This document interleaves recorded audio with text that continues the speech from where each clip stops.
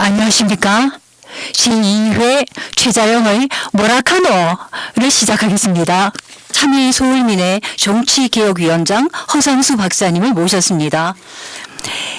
그 허상수 박사님과 오늘 대담을 할 내용은 한국의 직접민주주의 현실과 과제를 중심으로 해서 그 이야기를 하게 되겠는데요.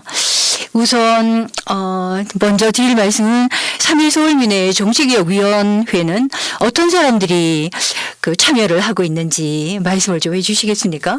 네, 3.1 서울민의 정치개혁위원장 허상수입니다. 저희가 그 3.1 민회를 그 만들자고 한 건 작년 이제 12월부터인데요. 많은 그 시민들이 한 400명 이상 그 참여를 한다고 의사표시를 해줘가지고 저희 정치개혁위원회 55명이 그 참여해서 6시간 이제 토론을 해가지고 지난 3월에 이제 그 합의 내용을 이제 발표하게 됐었습니다. 아, 작년 12월. 네, 12월부터 준비를 하고 그냥 3월에 이제 큰 행사를 종료를 했습니다. 그러면 올해가 3.1 운동의 100주년을 맞는 때죠. 그래서 그 100주년을 기념하기 위해서 한 400명 시민들이 모여가지고 이제 그 구성을 하신 것 같아요. 네네. 그러면 3.1 민회 정책기획위원회에서는 어떤 사업을 중심으로 해서 그 하려고 하시는지 그걸 간단하게 말씀을 해 주시겠습니까? 네, 저희가 이제 직접 민주주의를 하자고 한 것이기 때문에 그 사회 각 분야 현안에 대해서 이제 분과별로 모여가지고 그 토론을 해서 그 결과를 이제 공개하고 그 실현이 되도록 이제 하는 건데요. 저희 정치개혁 분과는 이제 아무래도 이번에는 이제 선거법 개정, 정치제도 변화가 이제 시급하다고 해서 이제 그 선거법 개정, 특히 뭐 연동형 비례대표제를 빨리 실시해야 된다. 그런 거 중심으로 이번에는 토론을 했고요. 가을에는 이제 이 헌법 개정에 대해서 논의할 예정입니다. 아, 예. 그러면 현재는 선거법 개정에 대해서 논의를 하셨고 가을에는 헌법 개정에 대해서. 아, 그렇습니까? 그러면 그 헌법 개정과 관련해서 요즘에 회자되고 있는 내용이 직접민주 정치가 되겠죠. 그러니까 그 저희가 토론을 해보니까 제일 사람들이 원하는 것이 헌법을 개정하게 되면 그 국민 소환제, 국회의원들이 잘못을 했을 때 이제 그 자리에서 물러나게 하는 이제 그런 것이었고요. 그렇게 되기 위해서는 먼저 선거법부터 개정이 돼가지고 그 대표성이 그대로 의석수에 반영이 되는 이제 그런 것부터 해야 된다. 그런 것이 주류를 이루었습니다. 예. 그러면 그 두 가지 다 어려운 말씀을 하셨는데요. 네. 선거법을 개정하는 것도 어렵고 헌법을 개정하는 것도 어렵고 직접 민주 정치를 우리가 도입하는 것도 어려운 것 같아요. 그러면 우리가 직접 민주 정치라고 했을 때 요즘 부쩍 그런 데 대한 관심이 늘어난 것 같은데 그게 아마 그 최근에 일어났던 벌써 그게 작년 아니고 저작년 된 건데 그 촛불혁명과 밀접하게 연관이 있다고 얘기를 할 수가 있겠죠. 예, 아무래도 이제 저희 나라 사람들이 그 3.1 운동이 시작된 그 김인현 해도 그렇지만은 그 아래로부터 변화를 요구하는 것들이 표출됐을 때 사회 변화가 일어났었는데요. 저희가 이제 지금과 같은 상황에서 집집민주주의를 이렇게 선언하면서 조직까지 만들게 된 것은 아무래도 이제 2016년, 17년의 촛불혁명이라고 볼 수밖에 없습니다. 그 촛불혁명을 이제 가만히 되돌아보면은 뭐 국민들이 다 기억하시겠습니다만은 그 2014년에 일어났던 그 세월호 사건. 세월호 사건. 예, 그다음 2015년에 이제 민주노총 등이 중심이 돼서 민중총을 걸기 1차 그 투쟁을 하고 그날 이제 바로 그 백남기 농부가 물대포에 맞아서 쓰러지고 그 다음에 이제 2016년에 국정농단이 일어나면서 이 시민사회단체들이 이 대통령을 퇴진하라고 하면서 말 그대로 이제 아래로부터 그 변화를 요구하는 것들이 결국은 이제 대통령 그 퇴진 좀 파면 이제 그로 이어지고 새로운 이 정부가 탄생하는 것으로 이제 규결을 했는데 이 대통령이 바뀌고 이제 그 정부가 여러 가지 변화를 한다고 했는데 아무래도 그 촛불혁명을 실제로 일으킨 주역인 국민들이 보기에는 성에 차지 않는 예. 그렇게 그런 안타까움, 그런 아쉬움, 어떤 실망 이런 것들이 이제 집권민주주의라는 이름 아래 결집을 하게 됐다. 그렇게 설명을 할 수 있을 것 같습니다. 예, 그렇죠. 그래서 촛불혁명으로 탄생한 현 정부에 대한 뭐 그 약간의 미흡함이랄까 이런 거는 있을 수가 있는데 어쨌든 촛불혁명을 통해서 저희들이 그 어쨌든 정권이 바뀌게끔 이렇게 그런 효과를 가져오게 한 건 사실인 것 같아요. 네. 그래서 직접민주정을 요즘 많이 얘기를 하고 있는데 다니다 보면은 그 직접민주정에 대해서 아직도 부정적인 견해 이런 게 있는 것 같아요. 예를 들면 생업하기 바쁜데 직접민주정을 정치할 시간이 어디냐 이런 거라든가 그다음에 직접민주정을 하다가 보면은 또 이 민중들이 여러 가지 그 잘못 결정을 할 수가 있다 뭐 이런 식의 얘기를 하면서 대의 민주 정치를 그대로 옹호하는 사람들이 있는 거예요. 네. 여기에 대해서는 어떤 의견을 갖고 계시는지. 네.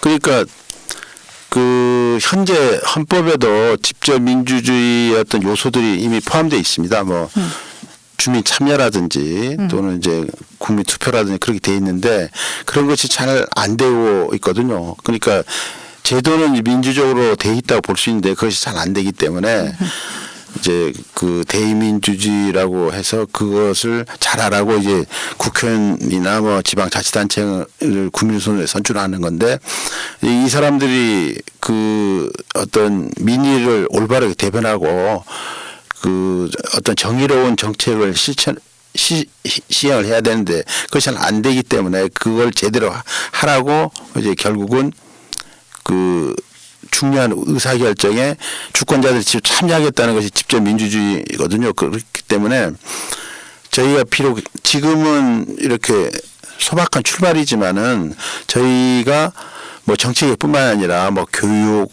경제 민주화, 그다음에 뭐 마을공화국, 환경 이런 등등의 그 분과위원회에서 의견을 모으게 되면 그걸 어떤 식으로든지 이 국가 개조, 사회 변화 지금 얘기한 대로 어떤 민주주의 내용을 풍부하게 하는데 그 효과를 발휘할 것이다. 그런 이제 기대를 하고 있습니다. 예. 그래서 금방 말씀 들어보니까 직접 민주 정치에 대한 촛불혁명도 마찬가지지만 관심이 늘어나게 된 것이 대의 정치를 하는 위정자들이 잘 못하고 있다. 네. 이런 게 이제 원인이 되겠고요. 그래서 촛불혁명을 저희들 자신도 놀랄 정도로 우리가 무엇을 할 수 있다는 그런 그 신념을 우리에게 준 것 같아요. 그러면 제가 말씀드리고 싶은 것은 여기서 두세 가지. 하나가 뭐냐면 이 촛불혁명이 일어나게 된 것은 현재의 헌법이라든가 법률이 규정하고 있는 그런 범위를 넘어서는 것 같아요. 그러니까 우리가 이제 데모를 하고 하는 게 그 법률의 범위 안에서 일어난 건 아닌 것 같고 이제 너무 부정부패를 하니까 속이 뒤집어져 가지고 디비져 가지고 그래서 뛰쳐나온 거 아니겠습니까? 헌법재판소가 결국은 탄핵을 했지만 그 헌법재판소의 그 9명의 헌법재판관보다 그들이 민중의 이런 큰 동력에 영향을 받았다고 보는 거죠. 그러면 거기서 이제 하나의 문제가 헌법과 법률이 규정하는 그 한계를 넘어섰다. 이렇게 얘기를 할 수가 있겠습니까? 촛불혁명. 그러니까 그 촛불혁명의 그런 용어, 의미, 내용에 대해서도 지금 사실 여러 가지 그 말들이 있고요. 저는 이제 개인적으로 촛불혁명이라고 규정하는 것이 올바르다고 보고 있는데 많은 학자들은 기껏해야 이제 촛불항쟁 이렇게 표현하고 또 이제 그 태극기 모독부대는 아예 그 촛불혁명이라는 것 자체를 이제 부정하고 지금도 이제 그 길거리에서 그 자기 나라 국기를 지금 모독하고 있거든요. 촛불혁명 자체를 예. 그런데 그게 이제 불법적인 것이다 이렇게 보는 겁니까? 그걸 이제 아예 부인하고 그 박근혜의 죄를 전혀 인정하지 않는 것이죠.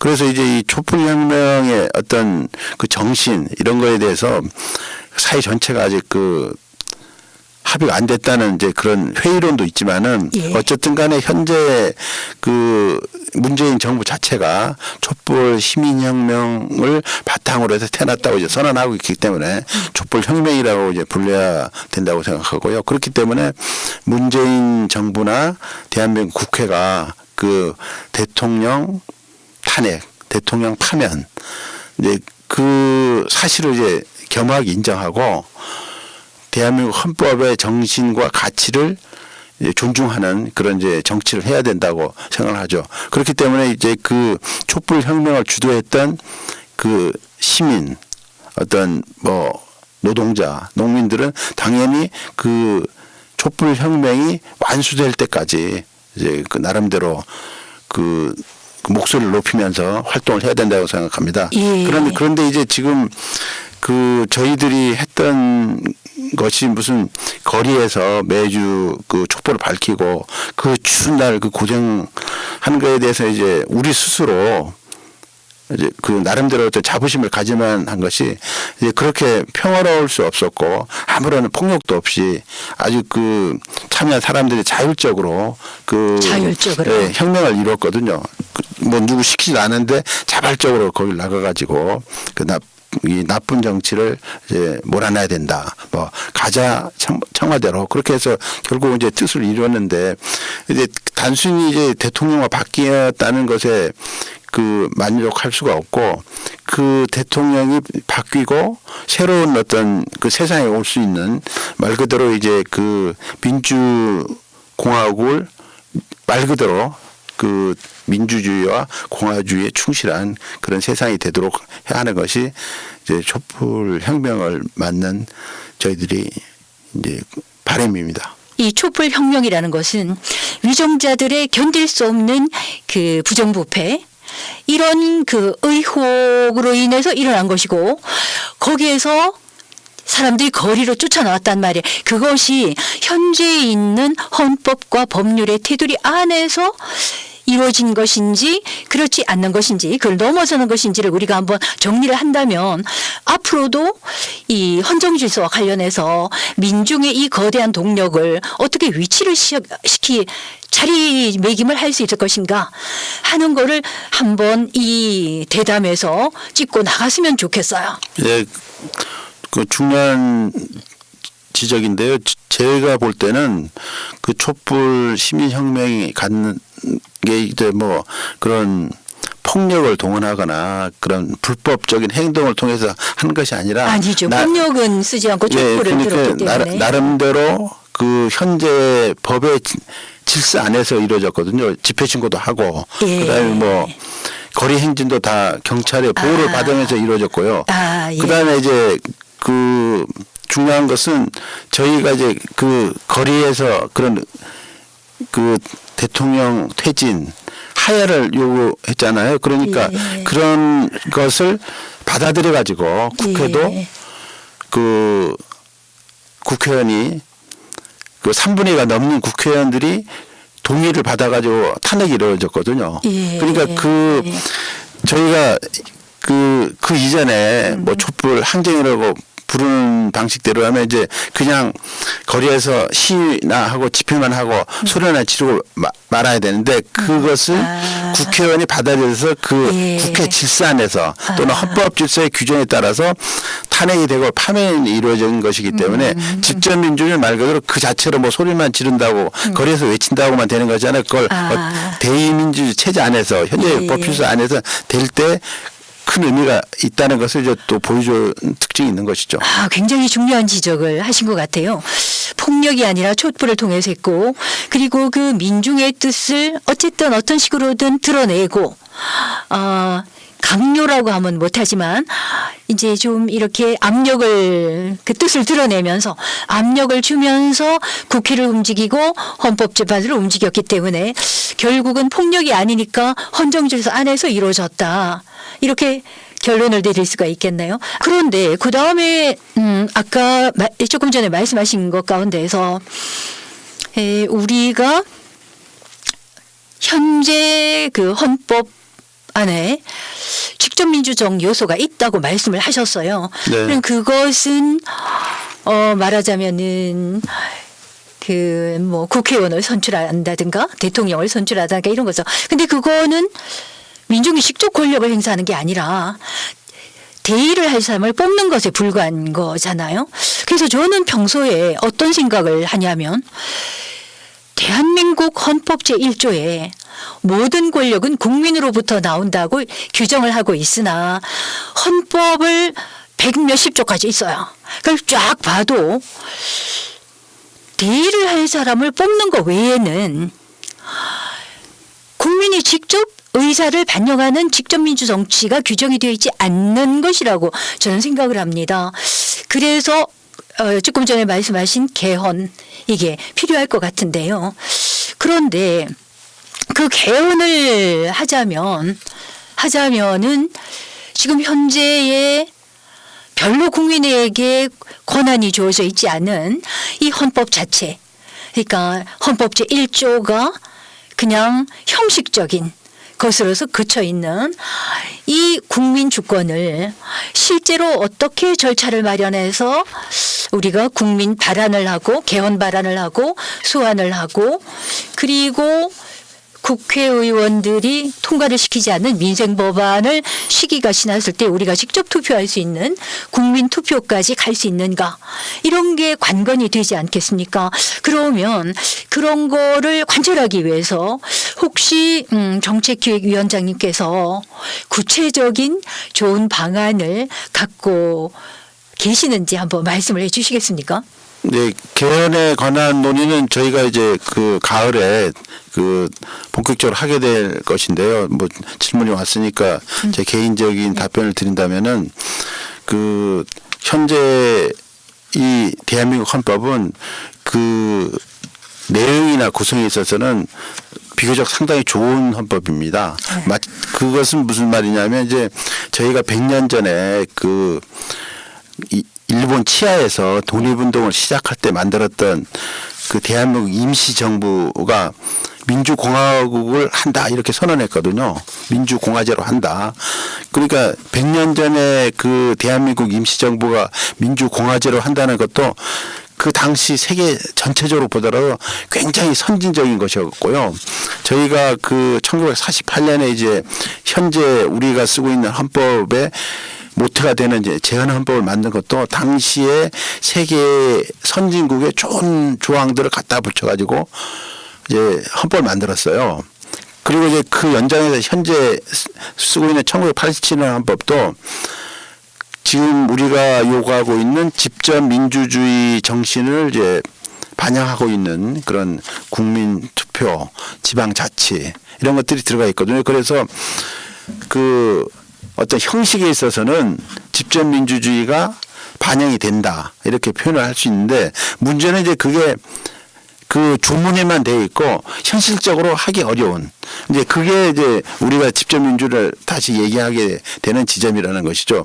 그러니까 지방자치제만 보더라도 그 주민 참여 예산제를 통해 가지고 주민이 원하면 자기 동네에 어떤 필요한 일을 하는데 그 지방자치정부 예산을 쓰게 돼 있는데 그 비율이 워낙 적기 때문에 사람들이 그걸 실감할 수가 없어서 주민 참여 예산이 이렇게 얼마나 좋은가 또는 이게 그 직접민주 효과를 볼 수 있는가 이런 데서 이제 그 효능감을 느끼지 못한다는 것이죠. 그렇기 때문에 저희가 새삼 이 대의민주주의 또는 이제 그런 좋은 헌법에도 불구하고 이걸 다시 얘기하는 것은 그런 것들이 잘 되도록 더 활성화되도록 그렇게 해가지고 정말 그 주권자들이 그 지금 헌법 그에 나와 있는 것처럼 그 국민으로부터 나온다는 것을 실감할 수 있는 그런 것이 되도록 하자는 것이죠. 그리고 뭐 국민 발안제도 뭐 청원이라든지 그런 제도를 통해 가지고 좋은 법을 만들라 그렇게 할 수 있는데 그 과정이 너무 복잡하고 국회의원가 무시해버리면 쓸모가 없는 사문화된 것이나 마찬가지이기 때문에 앞으로 저희가 이제 정치개혁을 외치고 그런 뭐 연동형 비례제를 해서 대표성을 직접 반영하라 1대1로 하라 이제 그런 것들을 인즉슨 그런 그 국회의원들이 지금 독점적으로 되어 있는 권한들을 보다 그 국민을 위한 어떤 법률과 제도로서 바꾸라 그런 것들을 요구하기 위해서 그런 정치 개혁의 어떤 과제가 있지 않은가 그렇게 생각합니다. 처음에 우리가 시작할 때 던졌던 질문인데요. 지금 자치분권을 하고 민회를 만들고 하자고 하시는데 그런데 거기에서는 대의정치와 직접민주정치 이 두 가지 개념을 이제 좀 혼동을 하고 있는 것 같아요. 마치 직접민주정치가 대의민주정치를 없애야 되는 것처럼 이렇게 혼동을 하고 있는데 한편에서는 그런 게 아니다. 물론 주민들이 직접 민주정치를 하는 비중이 늘어나면 좋지만 그러나 현재 그것이 불가능하다면 적어도 지금 이제 지금 위정자들이 하고 있는 이거 법원이나 법관들의 그 판결 그게 권력과 그 유착을 해서 그 바르지 못하게 하고 있고 또 국회의원들은 정략에만 몰두해서 민생을 외면하고 있다. 이런 거를 벌을 해야 되지 않겠는가. 그래서 이 주민자치, 이 민회에 할 일이 대의제를 그대로 두고도 우리가 위정자를 감시하고 처벌할 수 있는 이런 거를 도입을 하면 처음에 그런 것부터 시작하면 되지 않을까 이런 말들이 한켠에서 또 나오고 있는 거예요. 그래서 그런 관점에서 대의제와 직접민주정치의 관계를 한번 정리를 해 주시면 저희들이 오해하지 않고 앞으로 민회 3.1 서울민회나 아니면 3.1 전국민회를 향해서 용감하게 나아갈 수 있는 발판을 이 정신적인 발판이죠. 마련할 수 있지 않을까 하는 겁니다. 그래서 거기에 관련해서 말씀을 좀 해주시면 감사하겠습니다.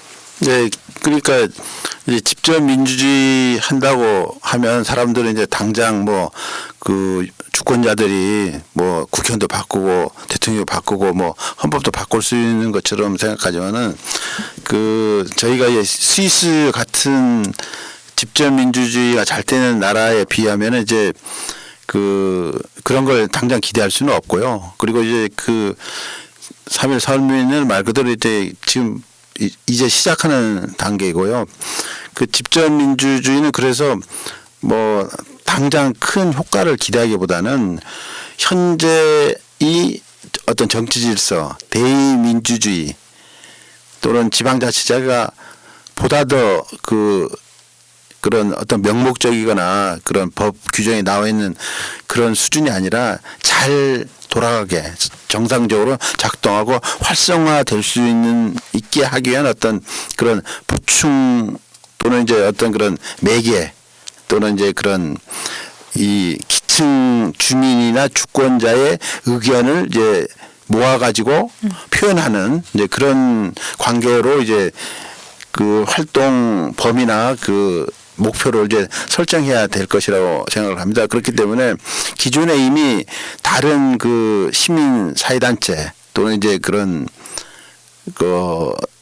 뭐 예를 들면 시민 정치 조직이나 단체들이 있기 때문에 그런 사람들과 어떤 공동 행동을 통해 가지고 예를 들면 그런 관련 법 개정 운동이라든지 어떤 제도 개혁 활동이라든지 그런 것을 이제 해야 될 것 같고 방법에 있어서는 이제 저희가 그렇다고 뭐 매일 시위나 집회나 뭐 기정을 할 수 있는 것은 아니고요. 그건 이제 필요할 때 하는 거고 어쨌든 간에 저희가 이번 3.1 민회를 통해서 이제 또 하려고 하는 것이 하나가 어떤 수기민주주의, 어떤 토론 또는 합의 또 어떤 참여민주주의 이런 것을 통해 가지고 그 같은 헌법을 개정을 얘기한다고 하더라도 어떤 그 헌법 개정을 할 것인가에 대해서 그 내용을 좀 풍부히 하는 그런 그 어떤 절차 민주주의랄까요? 그런 것을 이제 중시하는 것이죠. 예. 그렇기 때문에 저희가 뭐 그 자유한국당은 비판하고 뭐 민주당을 옹호하는 것이 아니라 민주당은 이제 집권 여당으로서 막중한 책임이 있는 거고요.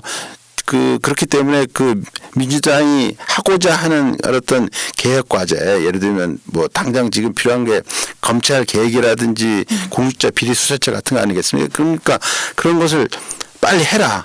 그걸 책임 있게 해라. 이제 당연히 그런 이제 요구를 저희가 이제 해나갈 것이고요.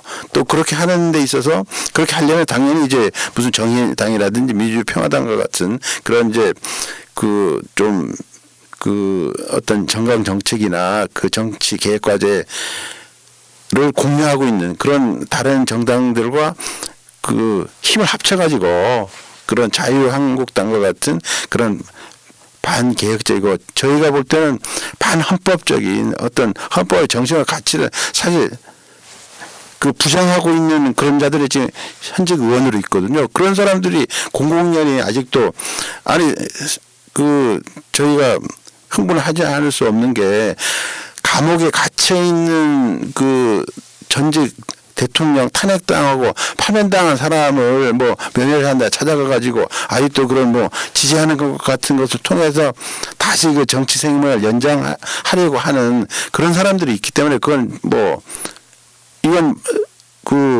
그냥 앉아서 볼 수 없다. 그런 취지에서 예. 제가 지적을 하는 것입니다. 그렇기 예. 때문에 집권 민주주의의 어떤 그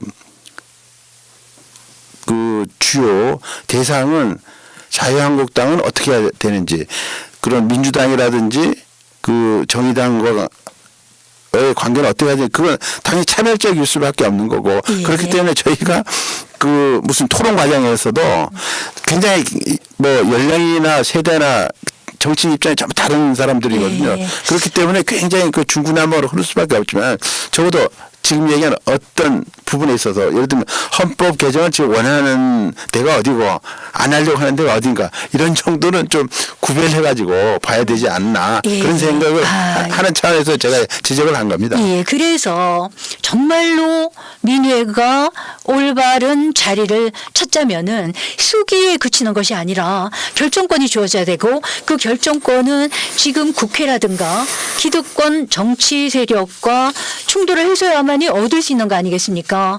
수기 민주정치가 아니라 이게 결정권을 가진 민회로 나아가야 될 것이 아닌가 하는 게 저의 의견인데 거기에 대해서 먼저 말씀을 좀 해주시면 고맙겠습니다. 그러니까 이제 그거는 민주주의를 어떻게 보느냐에 관한 그 말씀인데요. 그 민주주의라는 게 이제 그 정부나 어떤 정책으로서의 민주주의가 있는 거고, 그 다음에 이제 그 어떤 법 있잖아요. 제도. 그런 어떤 장치로서의 민주주의가 있는 것이고요. 그 다음에 또 다른 세 번째 차원은 어떤 우리가 그 거리에서 뭐 무슨 누구 물러나라 어떤 헌법 개정하라 같은 그런 행동 어떤 활동으로서의 민주주의가 있는 것이거든요.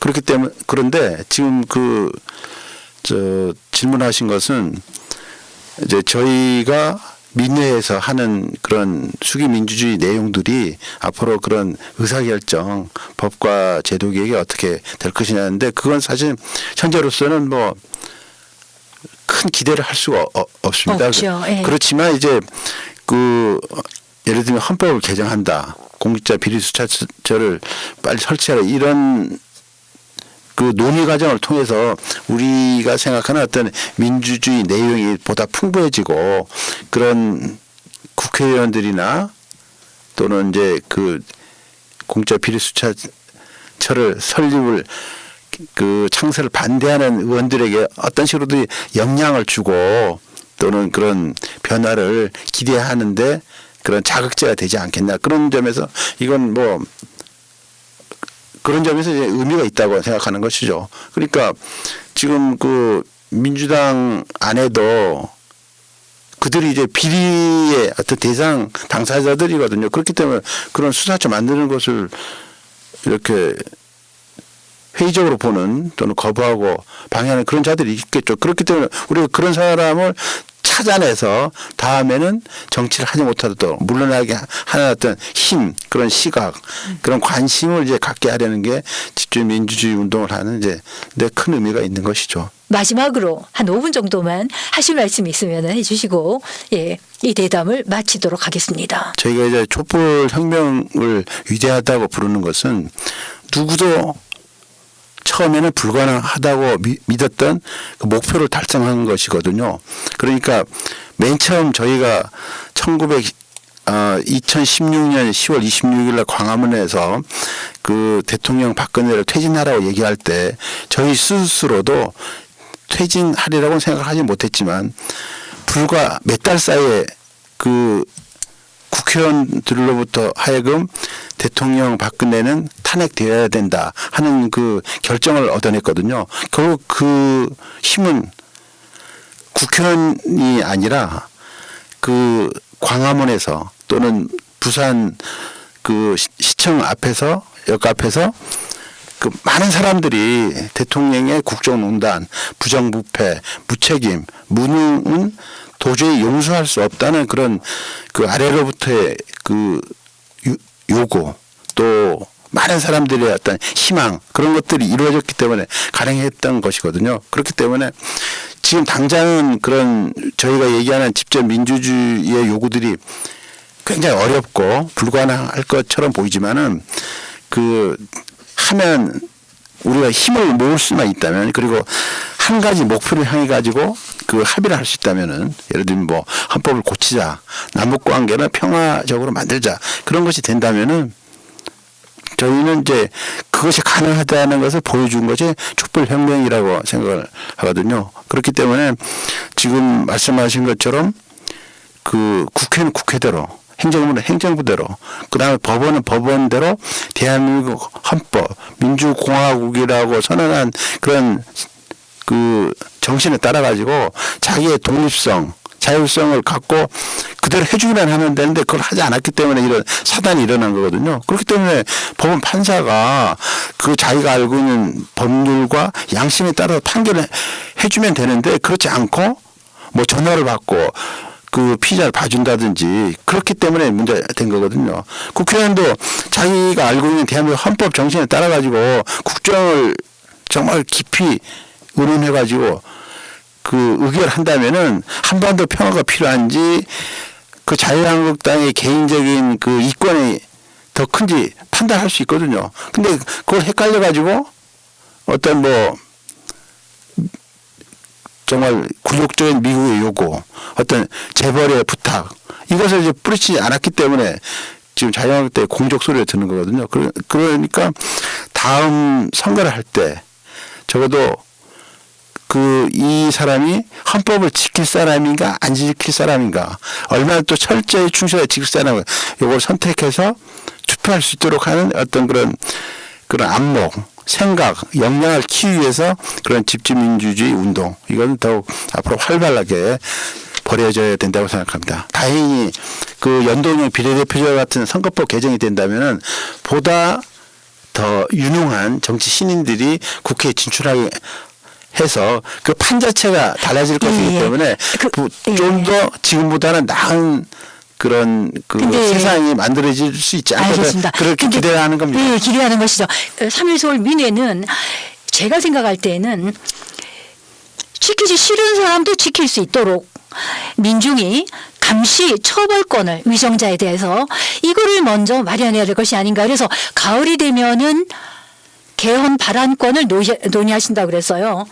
근데 거기에 제가 부탁드리고 싶은 것은 자유한국당 더불어민주당을 구분하기보다 위정자 전체에 대한 그 감시와 처벌권 이거를 중심으로 해서 민의 운동을 해가시는 것이 좀 더 효과적이지 않는가. 우리가 좋은 정치가를 뽑는다는 거는 환상이지 현실이 아니지 않습니까? 다시 말씀드립니다마는 촛불혁명은 어떤 가능성의 그 어떤 종합예술과 같은 그런 축제 마당이었거든요. 그렇기 때문에 그 다음 선거에서는 그런 어떤 정치 허무주의, 정치 불신주의, 뭐 또 되겠냐 뭐 그런 것에서 넘어서 가지고 적극적으로 의사 표시를 하고 정말 그 누가 우리 이 주권자들을 위해서 올바른 정치를 할 사람인가 그런 선택하는 이제 그런 기회를 마련해야 되겠고요. 그렇게 하려면은 이제 정말 직접 민주주의가 무엇인지를 우리가 체험하고 학습하고 배워가면서 그 어떤 이 국정의 주요한 의사결정에 참여할 수 있고 발언할 수 있는 그런 장이 마련돼야 되지 않나 그렇게 생각합니다. 오늘 여러 가지 너무 감사합니다. 예, 네. 예, 3.1 서울민의 정책기획위원장님 허상수님과 함께했습니다. 감사합니다. 네, 감사합니다.